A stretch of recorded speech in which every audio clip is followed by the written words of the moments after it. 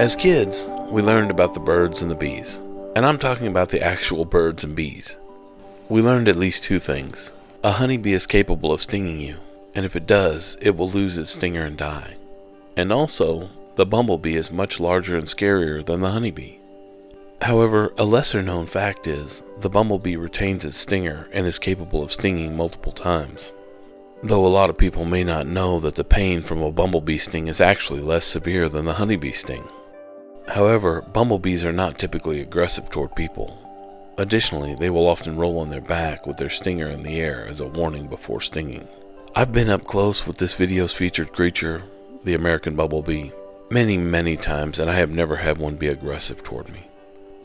This important pollinator is found over most of the eastern United States, but also in much of Mexico and portions of southern Canada, However, this bee, like many others, has experienced a serious decline in population.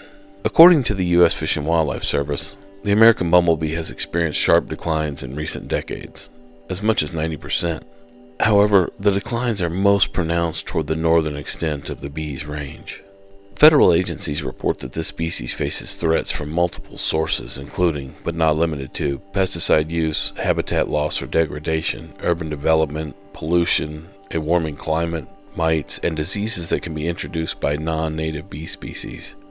Experts believe the loss of this species on the landscape could have devastating impacts on pollination of many native plants they are known to use, as well as agricultural crops. Additionally, and more study is needed, but there is research that indicates the western honeybee, which is lauded by some, may actually be detrimental to native bees. It's a controversial topic, and discussion between people who are pro and anti-honeybee can get a little heated. While honeybees are very important for agricultural activity, like growing food, a recent study indicates they may be pollen hogs. I can tell you that I live in the southern Great Plains, and the American bumblebee is quite common here. Abundant even. If interested, the U.S. Forest Service says the easiest way to help bumblebees is to plant native habitat. At my house, I often plant native wild sunflower, which is common and considered a widespread roadside weed.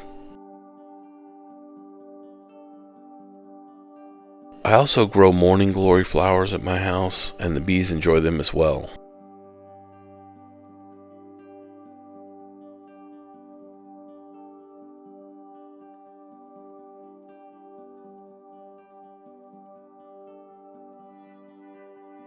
It's funny, even after the flowers wilt in the morning sun, the bumblebees won't let that stop them. Not at all.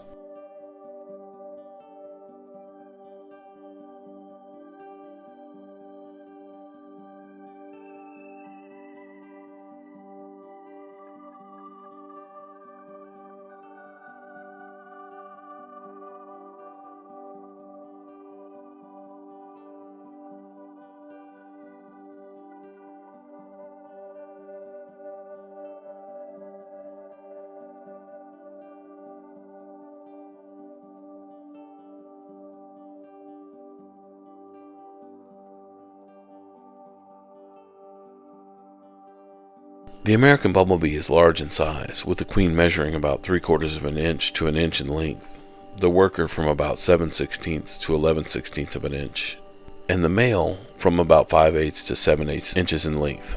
The queen is mostly black, including the legs, spurs, and base of the wing. Tergite 1, or the most anterior back portion of the queen, is often yellow, especially in the middle. With worker bees, the middle tergites are yellow, the tail is black, and the face is long. The hair on top of the head is black, short, and even. Males have a yellow abdomen with a black head, as seen here.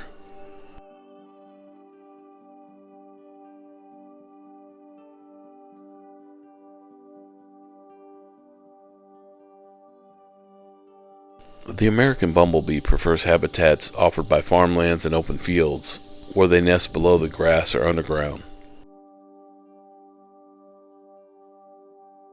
Research has shown that bumblebees have no preference about the flowers from which they take pollen, only that there are enough flowers in the area to keep them fed.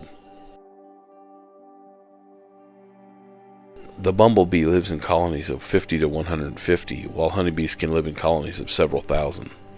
Similar to paper wasps, bumblebees die each winter, except for a queen, which will usually hibernate underground during the cold months. The new queen will wake in the spring and find a new place to raise a colony for the year.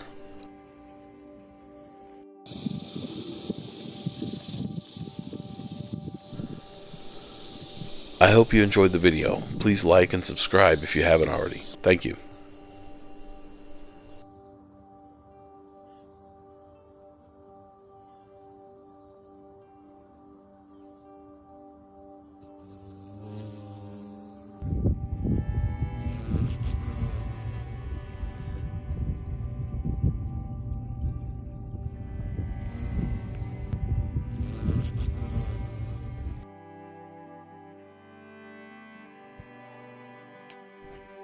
Oh, hello. I'm Randy from Randy's Natural World. I hope you enjoyed the video on The American Bumble Bee. Yes, that's it. Today I'm pretending to be a scientist. Maybe I'm doing research on a 5 o'clock shadow, I'm not sure. But that's neither here nor there. I'm hoping to speak to those of you who haven't subscribed yet. Here's a list of reasons why you should. It's free. You can't beat that price. Number 2, quality content. Always quality content. Number 3, YouTube allows unlimited subscriptions, so there's no reason not to. Anyway, number 4, are you a procrastinator? There's no need to procrastinate. And I know what you're thinking, Randy, I'll subscribe when I get around to it. Well, here's your round to it right here. Round to it. So go ahead and subscribe. Go ahead. A wise decision.